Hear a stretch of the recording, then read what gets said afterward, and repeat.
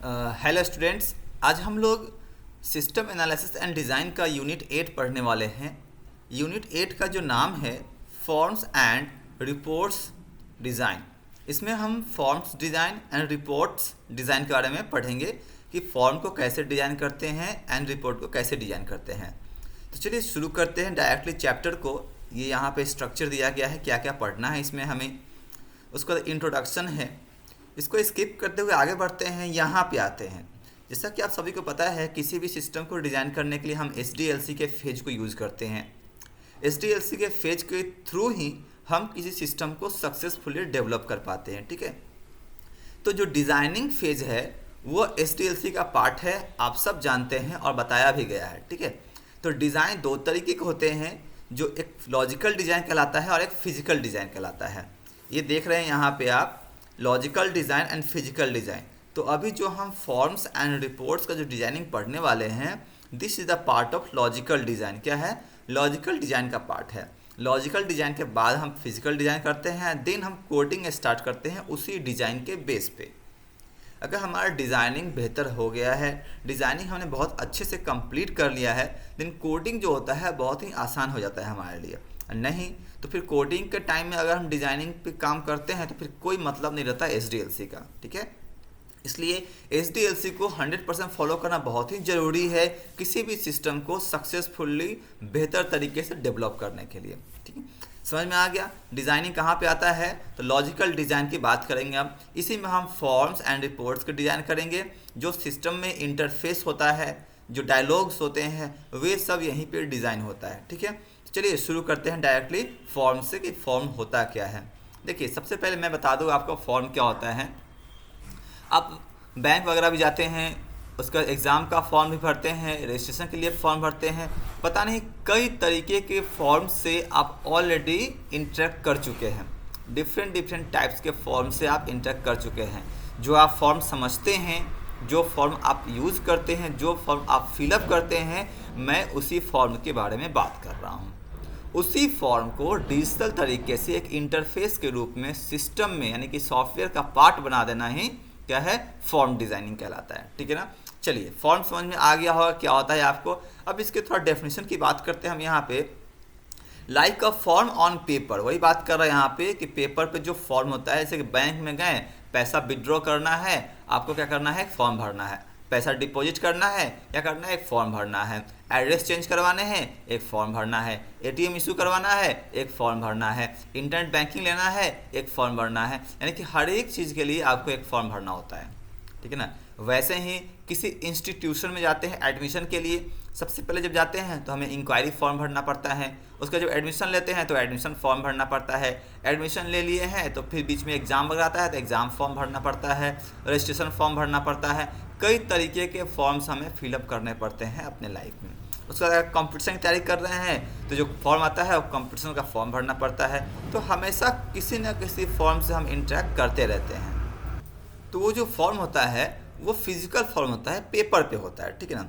यहाँ पे क्या कर रहा है? Like a form on paper that use to fill out information with a pen और pencil, a form is computer terminology identifies the data we want to collect. ठीक है ना।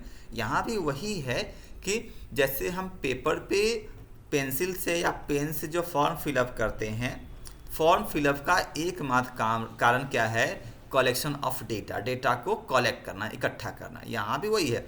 If we want to collect digital data then we want to make to fill the digital form, हमें digital form fill up करना पड़ेगा या फिर करवाना पड़ेगा। ठीक है, तो ये कंप्यूटर टर्मिनोलॉजी है जिसके माध्यम से हम क्या करते हैं? डेटा कलेक्ट करते हैं। इट अलाउज अस टू, थोड़ा सा मैं इसको हाईलाइट करते हुए चलता हूँ इंपॉर्टेंट टर्म्स को। It allows us to enter data into database. अब देखिए, डेटाबेस में डेटा कैसे आएगा? जब भी कोई सॉफ्टवेयर बनेगा तो उसमें डेटाबेस का कॉन्सेप्ट जरूर होगा। ठीक है, तो डेटाबेस में डेटा लाने का एकमात्र तरीका क्या है? फॉर्म के माध्यम से हम डेटाबेस में डेटा इकट्ठा करते हैं। डिस्प्ले इट फॉर रिव्यू के लिए हम इसको देखते भी हैं, एंड देन इसको हम प्रिंट करते हैं डिस्ट्रीब्यूशन के लिए। However an electronic form has several important advantages over standard paper forms. चूँकि इलेक्ट्रॉनिक फॉर्म की बात कर रहे हैं तो इसके कई सारे स्टैंडर्ड होते हैं, नहीं इससे कई सारे इम्पॉर्टेंट होते हैं, यहाँ लिखा हुआ है सेवरल इम्पॉर्टेंट, इसके कई सारे इम्पॉर्टेंट होते हैं। यानी कि जो स्टैंडर्ड पेपर है हमारा, जो पेज हम यूज़ करते हैं उसकी तुलना में इलेक्ट्रॉनिक फॉर्म बहुत ही इम्पॉर्टेंट है।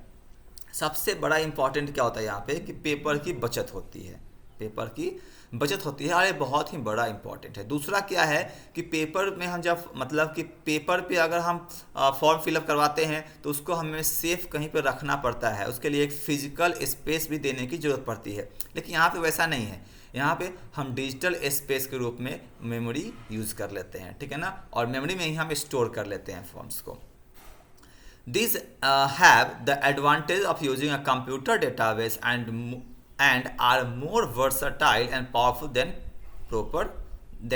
paper form। यानी कि पेपर फॉर्म से क्या होता है, काफ़ी वर्साटाइल होता है। वर्साटाइल करने का मतलब है पेपर पे जो फॉर्म है उसका यूज हम बहुत जगह पे नहीं कर सकते, क्योंकि वह एक कॉपी है, दूसरी जगह करवाना है तो फिर उसका जेरोक्स करवाना होगा, फिर उसको फोटोस्टेट करवाना पड़ेगा, फिर यहाँ भेजना, फिर वहाँ भेजना, जहाँ भी उसकी जरूरत पड़ेगी हम उसका जेरोक्स करवाना पड़ेगा। लेकिन यहाँ पे जो इलेक्ट्रॉनिक फॉर्म होता है ये काफ़ी वर्साटाइल होता है, इसमें बस क्या करना है, पीडीएफ फॉर्म बनाना है, रिपोर्ट तैयार करके भेज देना है। यहाँ पे शेडिंग भी क्या होता है ना, बहुत ही आसान हो जाता है, बहुत ही आसान हो जाता है। तो ये फॉर्म का ये सबसे बड़ा एडवांटेज है कि फॉर्म के हेल्प से हम डेटा को आसानी से शेयर कर पाते हैं, ठीक है ना, एंड स्टोर कर पाते हैं कहीं पे भी, और मेमोरी भी हमारा कम लगता है, हमें फिजिकल गाइड भी नहीं करना पड़ता है उसको, ठीक है ना, ख़त्म होने का चांसेस बहुत कम होता है क्योंकि उसका हम बैकअप भी करके रख लेते हैं, ठीक है। तो ये सारा बहुत सारा फ़ायदा है डिजिटल फॉर्म का। एग्जाम्पल आप देख सकते हैं, example of forms are business forms, electronic spreadsheet, ATM transactions, layout, ये सब क्या है, बिजनेस फॉर्म हो गया, इलेक्ट्रॉनिक स्प्रेडशीट हो गया, एटीएम ट्रांजेक्शन लेआउट हो गया, दिस आर द फॉर्म। जैसे कि आप जाते हैं एटीएम से पैसा निकालने के लिए तो कहता है पहले एटीएम कार्ड लगाइए, एटीएम कार्ड लगाते हैं, देन लैंग्वेज सेलेक्ट कीजिए, लैंग्वेज सेलेक्ट करते हैं, देन आप बैंक सेलेक्ट क्या होते हैं, वो कहता है आपका सेविंग अकाउंट, यानी अकाउंट टाइप सेलेक्ट करने के लिए अकाउंट टाइप सेलेक्ट करते हैं, देन सो ऑन, वो सब जो मतलब कि इन्फॉर्मेशन दे रहा है that is a kind of form. यहाँ देखिए, a simple form that is use to collect employ details, employ का डिटेल्स को कलेक्ट करने के लिए सिंपल फॉर्म्स यहाँ पे दिया गया है। यहाँ पे नेम है, चूज टाइटल, टाइटल यहाँ से चूज कर लेना है, बहुत ज़्यादा इफोर्ट नहीं लगाना इसमें। इसमें ऑलरेडी लिखा हुआ होगा टाइटल क्या है, मिस्टर है, डॉक्टर है, क्या है, मिसेज है, मिस है, क्या है, यहाँ से हम सिलेक्ट कर लेंगे। हमें यहाँ पे एक आइडिया ही मिल जाता है कि इसे क्या लिखना है, फर्स्ट नेम लिखना है, लास्ट नेम लिखना है, कॉन्टैक्ट डिटेल्स यानी कि ईमेल डालना है, यहाँ पे एड्रेस लाइन 1, एड्रेस लाइन 2 है, यहाँ पे स्ट्रीट 1 स्ट्रीट 2 लिखा हुआ है, टाउन डाल देना है, ठीक है। ये हो गया, यहाँ पे इतना डेटा डालकर ओके कर देंगे, क्या होगा, फॉर्म से हमारा डेटा कलेक्ट हो गया।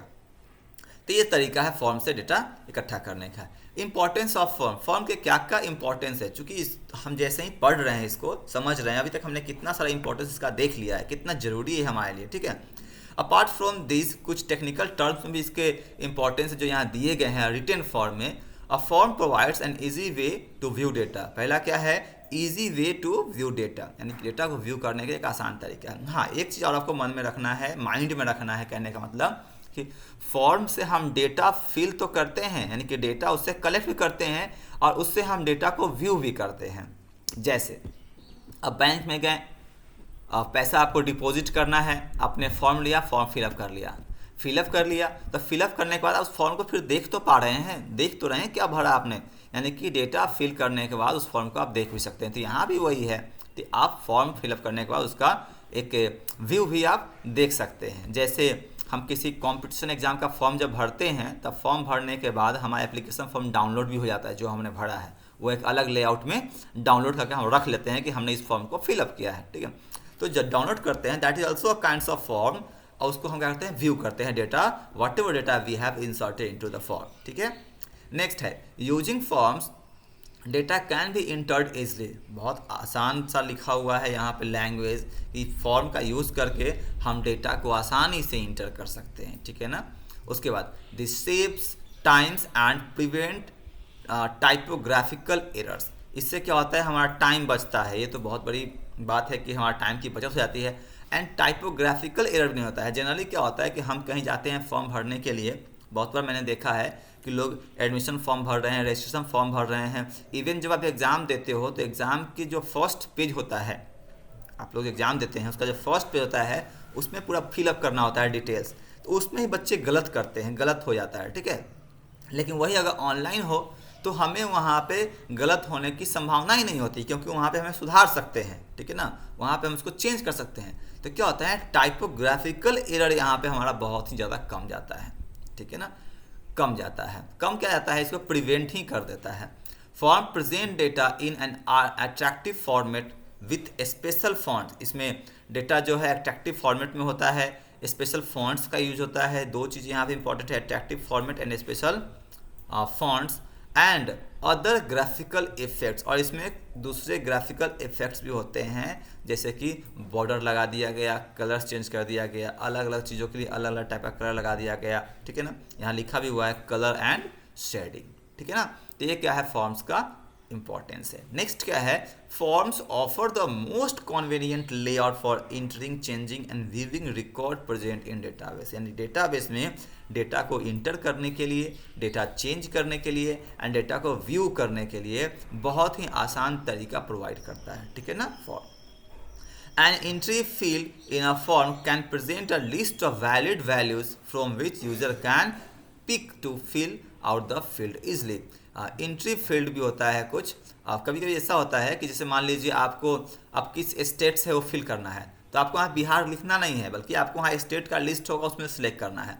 आप किस डिस्ट्रिक्ट से है आपको वहाँ पे फिल करना है, तो डिस्ट्रिक्ट लिखना नहीं है, ऑटोमेटिक क्या होगा, वहाँ पे डिस्ट्रिक्ट का लिस्टिंग हो जाएगा, आपको सेलेक्ट कर लेना है। कंट्री का लिस्टिंग होगा, आपको सेलेक्ट करना है। तो बहुत बार ऐसा होता है कि we have to select the value from the list of the value rather than write the value in the field, हमें लिखने की बजाय सिलेक्ट करना पड़ता है। तो ये एक आसान तरीका हो जाता है हमारे लिए, बहुत ही ज़्यादा कन्वीनियंट हो जाता है, ठीक है ना, कि हम फॉर्म को अच्छे से फिल कर सकें। तो ये है आपका फॉर्म का इंपॉर्टेंस। आई होप आपको समझ में आ रहा होगा। अगर आपको वीडियो अच्छा लग रहा है तो आप इसे शेयर जरूर कर दें एंड चैनल को सब्सक्राइब भी कर दें, ठीक है।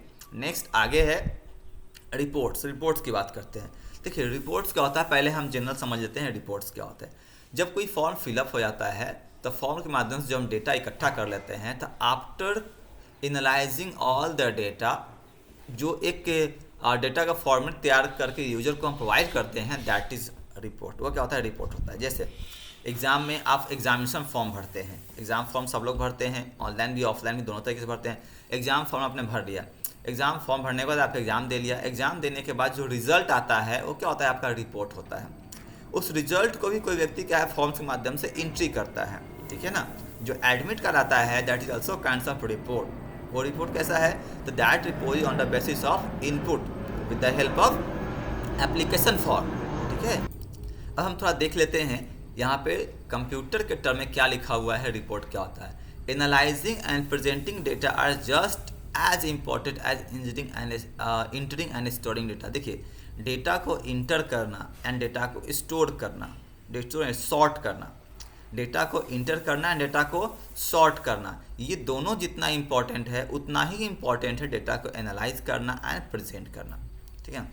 डेटा को सिर्फ जैसे मान लीजिए आपके पास बहुत सारा डेटा है, आप बहुत कुछ जानते हैं, but you don't know how to present those data, कैसे प्रेजेंट करना आपको नहीं पता है, ठीक है, देन उस डेटा का कोई मतलब नहीं है। इसीलिए यहाँ पे डेटा का एनालाइज करना, प्रेजेंट करना उतना ही इंपॉर्टेंट है जितना कि डेटा को इंटर करना एंड सॉर्ट करना। सॉर्ट करने का मतलब अरेंज करना होता है, ठीक है।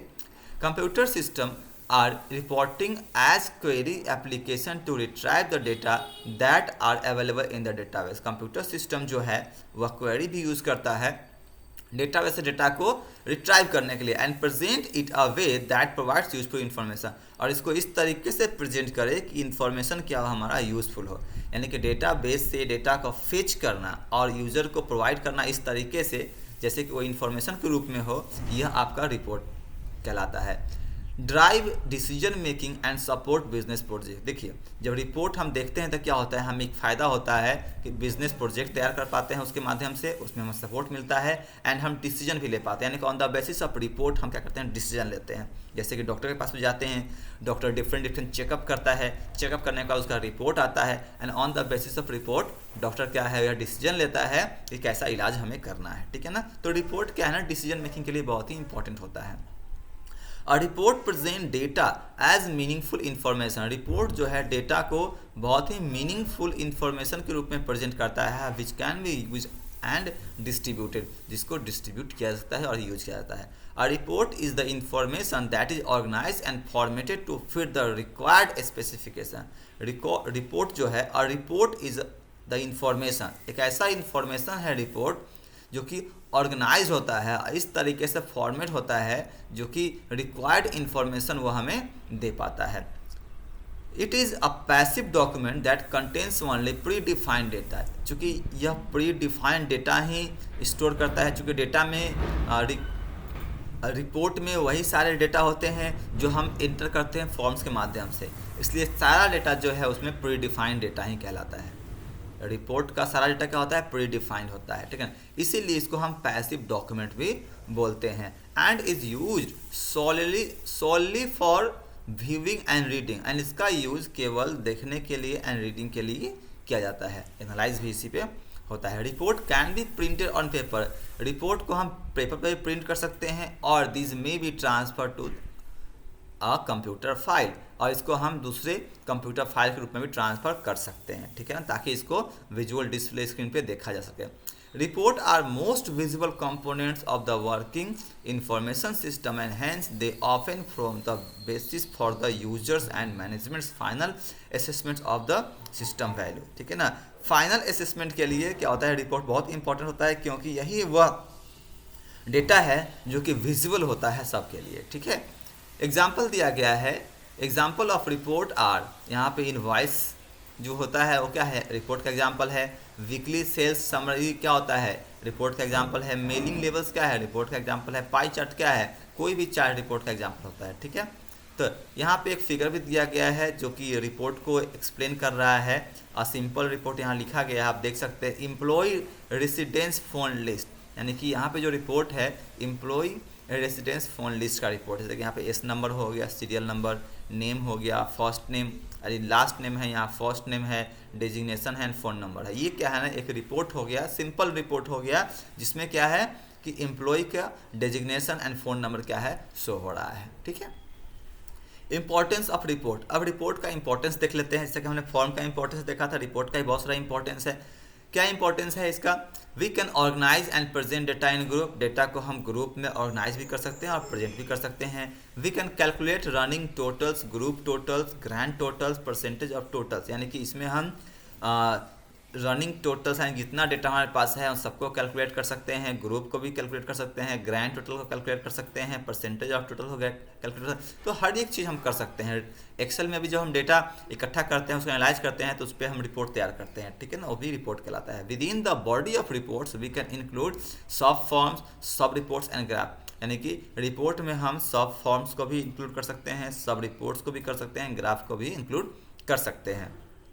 We can present data in an attractive format with picture, special fonts and lines. यहाँ पे एक चीज़ और बता रहा है कि रिपोर्ट में हम डेटा को प्रेजेंट करने के लिए डिफरेंट फॉर्मेट का यूज करते हैं, पिक्चर्स का यूज कर सकते हैं, स्पेशल फॉन्ट्स का, लाइन्स का, चार्ट्स का, टेबल का, बहुत सारी चीज़ों का यूज कर सकते हैं रिपोर्ट में, ठीक है ना, ताकि हमारा डेटा जो है अट्रैक्टिव तरीके से प्रेजेंट हो सके और इन्फॉर्मेटिव हो। We can create a design for a report and save it so that we can use it over and over again, और इसको हम सेव करके रख सकते हैं ताकि इसको हम बार बार यूज कर सके। ये सारा क्या है, इंपॉर्टेंस है रिपोर्ट का। The report and forms, I hope आपको समझ में आ गया होगा। नेक्स्ट है, इस दोनों में क्या डिफरेंस है, डिफरेंस बिटवीन, ये बहुत ही इंपॉर्टेंट है क्योंकि एग्जाम में हमेशा पूछा जाता है what is difference between forms and report. तो यहाँ पे चूंकि हमने फॉर्म्स पढ़ लिया, हमने रिपोर्ट्स पढ़ लिया, तो डिफरेंस तो हम निकाल ही सकते हैं खुद से भी, लेकिन फिर भी यहाँ पे जो पॉइंट्स दिखा गया इसको हम पढ़ लेते हैं जरा। क्या डिफरेंस है कि the following are some differences between forms and report. यहाँ पे कुछ डिफरेंस दिया गया है। पहला, forms can be use for both input and output. Forms जो है इनपुट के लिए भी यूज कर सकते हैं एंड आउटपुट के लिए भी कर सकते हैं, लेकिन रिपोर्ट जो है सिर्फ आउटपुट के लिए होता है, ठीक है ना। इसको ध्यान में रखना है कि फॉर्म्स के माध्यम से हम इनपुट भी देते हैं और आउटपुट भी लेते हैं, लेकिन रिपोर्ट के माध्यम से सिर्फ हम आउटपुट लेते हैं, ठीक है। दूसरा, typically forms contain data only one record. क्या बोल रहा है, forms contain data only one record और are at least based on one record such that data about one student, one customer and a report etc. And a report on the other hand is only for reading and viewing. देखिए क्या कहता है यहाँ पे, simple term में समझना है कि फॉर्म्स जो है वह डेटा को लेता है, यानी कि इकट्ठा करता है, उसके माध्यम से हम डेटा इंटर करते हैं, ठीक है। List based on record such as data about one student, जैसे कि एक स्टूडेंट का डेटा हो सकता है, एक कस्टमर का डेटा हो सकता है, यानी किसी व्यक्ति का डेटा हो सकता है। लेकिन रिपोर्ट जो है यह क्या करता है, for reading and viewing, reading जो है डेटा व्यू करने के लिए, एंड सॉरी क्या बोलता है यहाँ पे, रिपोर्ट जो है डेटा व्यू करने के लिए एंड रीड करने के लिए यूज किया जाता है, ठीक है। So often it often contains data about multiple unrelated records in a computer files और डेटाबेस। इसलिए फॉर्म्स जो होता है वह किसी एक व्यक्ति के बारे में डेटा हम इकट्ठा कर रहे होते हैं, एक टाइप के फॉर्म, लेकिन रिपोर्ट जो होता है इसमें मल्टीपल अनरिलेटेड डेटा हो सकता है, रिकॉर्ड हो सकता है, ठीक है ना। नेक्स्ट है, although we can also print forms and data sheet, reports give more control over how data are displayed and shows greater flexibility in presenting summary information। देखिए हम फॉर्म्स को भी प्रिंट कर सकते हैं, रिपोर्ट को भी प्रिंट कर सकते हैं, दोनों को फॉर्म्स के माध्यम से डेटा लेते हैं तो क्या होता है, स्टोर होता है, उसका हम रिपोर्ट जनरेट करते हैं, तो फॉर्म्स जैसा है फॉर्म वैसा ही प्रिंट करेंगे। लेकिन रिपोर्ट में क्या है, हम रिपोर्ट पे कंट्रोल कर सकते हैं, अपने हिसाब से उसको चेंज करके उसको हम प्रिंट कर सकते हैं, ठीक है ना। ये है रिपोर्ट, तो इसमें बहुत ज़्यादा फ्लेक्सिबिलिटी होता है। तो ये 3 मेन डिफरेंस लिखा गया है, इसके अलावा भी बहुत सारा डिफरेंस है जो आप ऊपर जो पढ़ाया गया है आपको उसके हिसाब से निकाल सकते हैं, ठीक है ना। तो ये था फॉर्म्स एंड रिपोर्ट। आगे है process of designing forms and report. अब इसके डिज़ाइन करने का क्या क्या प्रोसेस होता है, ठीक है ना। तो कुछ प्रोसेस यहाँ पे दिए गए हैं, जिस प्रोसेस की बात हम कर लेते हैं अभी। Good quality business process deliver the right information to the right people in the right format. देखिए ये बहुत इंपॉर्टेंट है, right information, right people and right format, ठीक है ना। यानी कि एक अच्छा प्रोसेस है किसी भी कंटेंट को डिलीवर करने का कि इन्फॉर्मेशन राइट होना चाहिए, सही लोग से उस इन्फॉर्मेशन को शेयर किया जाना चाहिए और सही फॉर्मेट में होना चाहिए। अगर आपके पास बहुत सारा इन्फॉर्मेशन है लेकिन आपका उसको अरेंज करने नहीं आता है तो इन्फॉर्मेशन डिलीवर सही से नहीं हो पाएगा, ठीक है ना। And one more thing is here, at the right time. Right time ही बहुत ज़रूरी है, कभी कभी ऐसा होता है कि गलत समय पे सही डेटा भी गलत हो जाता है, इसलिए राइट समय भी होना चाहिए।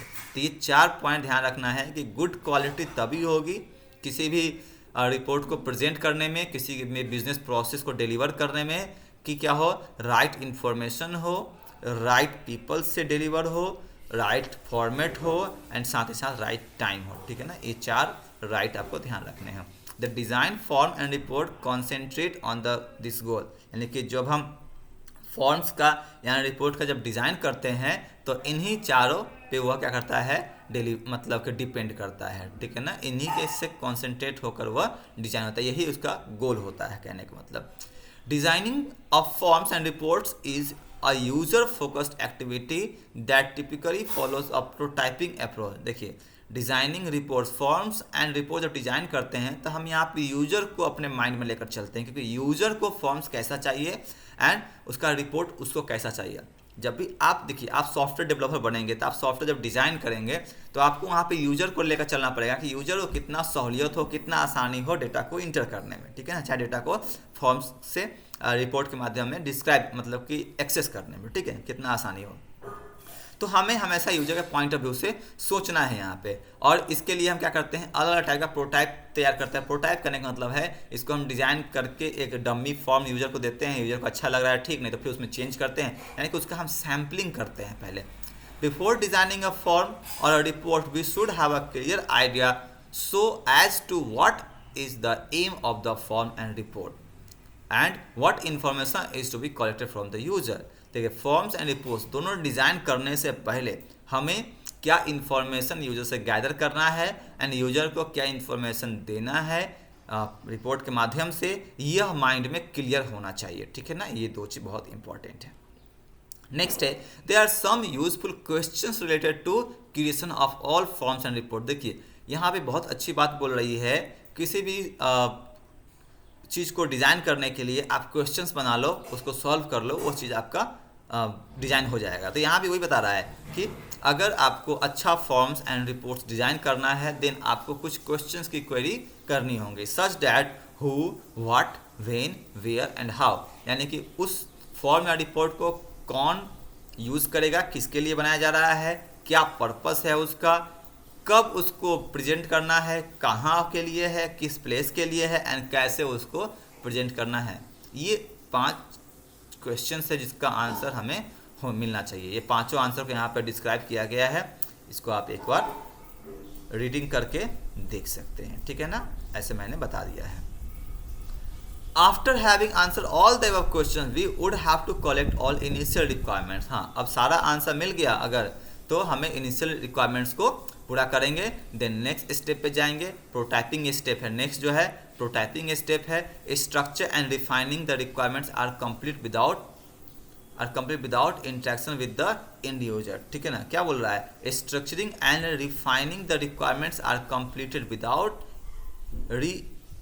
without interacting with the end user, though we may need to occasionally contact user in order to clarify some issue that might have been workload during the analysis। यानी कि ये सब चीज़ें जब हम कर लेंगे, इनिशियल रिक्वायरमेंट पूरा कर लेंगे, उसके बाद हम प्रोटाइपिंग तैयार कर लेंगे इसका, देन उसके बाद हमें क्या है, यूजर से कांटेक्ट ज़्यादा नहीं करना होगा, फाइनली हमें उसे बनाकर देना है, ठीक है। Once the initial prototype is ready, prototype अगर रेडी हो गया है देन उसी के बेस पे क्या करके हम रिपोर्ट अपना तैयार कर लेंगे, ठीक है ना। तो ये तरीका है रिपोर्ट डिज़ाइन करने का। We should ask the users to review, users से हम क्या करेंगे, रिव्यू करवा लेंगे, इवेलुएट करवा लेंगे प्रोटाइप को।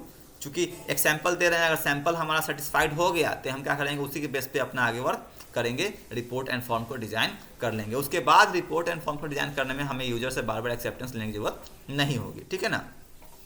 चलिए आगे बढ़ते हैं, यहाँ पे कुछ क्वेश्चंस है। नेक्स्ट है डिलीवरेबल्स एंड आउटकम्स। तो डिलीवरेबल्स एंड आउटकम्स क्या होता है, इसको हम थोड़ा देख लेते हैं।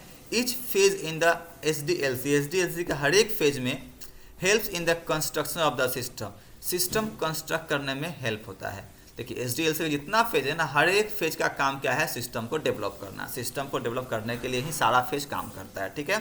कहीं ना कहीं सिस्टम में कुछ ना कुछ डेवलप होता है हर एक फेज पे, ठीक है। As we move from one phase to another, each phase produce some deliverables. जैसे कि हम एक फेज से दूसरे फेज पे जाते हैं, ठीक है। जैसे मैं यहाँ पे थोड़ा आपको दिखा रहा हूँ एसडीएलसी का फेज जो हमने देखा था, ये देखिए। जैसे कि एनालिसिस है, एनालिसिस से हम डिज़ाइनिंग पे आते हैं। हम जैसे ही एनालिसिस से डिज़ाइनिंग पे आएंगे तो जो एनालाइज हम करेंगे, तो एनालिसिस का जो आउटपुट होगा वह लॉजिकल, यानी कि डिज़ाइनिंग के लिए क्या हो जाएगा, डिज़ाइनिंग यानी कि हम दोनों डिज़ाइनिंग की बात करेंगे यहाँ पे। डिज़ाइनिंग के लिए क्या हो जाएगा, इनपुट हो जाएगा, ठीक है ना। डिज़ाइनिंग का जो आउटपुट होगा वह कोडिंग के लिए क्या हो जाएगा, इनपुट हो जाएगा। और फिर कोडिंग का जो आउटपुट होगा वह टेस्टिंग के लिए क्या हो जाएगा, इनपुट हो जाएगा। तो कहने मतलब क्या है, हर प्रीवियस फेज क्या होगा, नेक्स्ट फेज के लिए आउटपुट मतलब कि इनपुट जनरेट करता है। हर प्रीवियस फेज नेक्स्ट फेज के लिए इनपुट जनरेट करता है। तो जो कि कोई फेज जो आउटपुट दे रहा है अपने आगे वाले फेज के लिए इनपुट के रूप में, तो वो जो आउटपुट आता है उसी को हम बोलते हैं डिलीवरेबल्स बोलते हैं, ठीक है ना। क्या होते हैं, डिलीवरेबल्स होता है। तो ये बता रहा है यहाँ पे कि as we move from one phase to another phase, जैसे कि हम वन फेज से दूसरे फेज पे जाते हैं, each phase produce some deliverables. हर एक फेज क्या है, जो आउटपुट देता है अपने नेक्स्ट फेज के इनपुट के रूप में, उसे हम डिलीवरेबल्स बोलते हैं। That will be use as a later phase और activity while designing forms and report, ठीक है। Design specification are the major deliverables and these are as input to the system implementation phase। अब design specification जो है ये बहुत ही बड़ा deliverables है, ठीक है ना। डिलीवरेबल्स इसी को हम क्या बोलते हैं, आउटकम से बोलते हैं, ध्यान रखना है। डिज़ाइन स्पेसिफिकेशन, ठीक है। Design specification which are major deliverables, ये क्या है, मेजर डिलीवरेबल्स है। While designing forms and report have the following 3 section, इसके 3 सेक्शन होते हैं। पहला नैरेटिव ओवरव्यू, दूसरा सैम्पल डिज़ाइन एंड तीसरा होता है टेस्टिंग एंड यूजेबिलिटी असेसमेंट, ठीक है ना। तो ये 3 इंपॉर्टेंट चीज़ है, इसको हम देख लेते हैं जरा। नैरेटिव ओवरव्यू क्या होता है, this contain the general overview of the characteristic of the actual user of the form और रिपोर्ट टास्क। यह क्या है, जो हम फॉर्म डिज़ाइन कर रहे हैं, जो रिपोर्ट डिज़ाइन कर रहे हैं, किसके लिए कर रहे हैं? यूजर के लिए कर रहे हैं। तो इसका जो जनरल ओवरव्यू होता है, जनरल ओवरव्यू होता है कि इसका क्या फ़ायदा है, क्या नुकसान है, इससे कितने यूजर फायदे मतलब कि लाभान्वित होंगे, किनको किसको बेनिफिट मिलेगा, उन सब को देखना एक नैरेटिव ओवरव्यू कहलाता है। ठीक है ना। सिंपल डिज़ाइन, सैम्पल डिज़ाइन है। ठीक है। सैम्पल डिज़ाइन क्या करते हैं, हम इसका एक प्रोटोटाइप डिज़ाइन करते हैं hand on using coding sheet, और it may be depend on using case standard tool. If the sample design is done then actual development tool. ये क्या कहता है कि सैम्पल डिज़ाइन का मतलब होता है कि हम अब उसी डिज़ाइन को जब हम यूज़र का व्यूज़ ले लेते हैं तो हम क्या करते हैं, डिज़ाइन करते हैं। Sample design pen and paper से, पेपर मतलब कि पेन और पेपर का यूज करके डिज़ाइन करते हैं, तब यूज़र से हम उसका एक्सेप्टेंस लेते हैं, तब उसको कंप्यूटर फाइनली डिज़ाइन करते हैं। ठीक है ना। एंड उसके बाद उसका टेस्टिंग एलिजिबिलिटी, यानी जो डिज़ाइन हम कर रहे हैं उसको हम टेस्ट करते हैं कि जो डिज़ाइन हम कर रहे हैं वो डिज़ाइन सही है कि नहीं है, या यूज़फुल है कि नहीं है। ये हो गया आपका टेस्टिंग एलिजिबिलिटी। तो यह 3 जो है आपका डिज़ाइन स्पेसिफिकेशन है। ठीक है ना। नेक्स्ट है टाइप ऑफ इंफॉर्मेशन। तो यहाँ से हम आगे नेक्स्ट वीडियो में पढ़ेंगे। इस वीडियो में इतना ही, क्योंकि वीडियो काफ़ी लंबा हो जाएगा।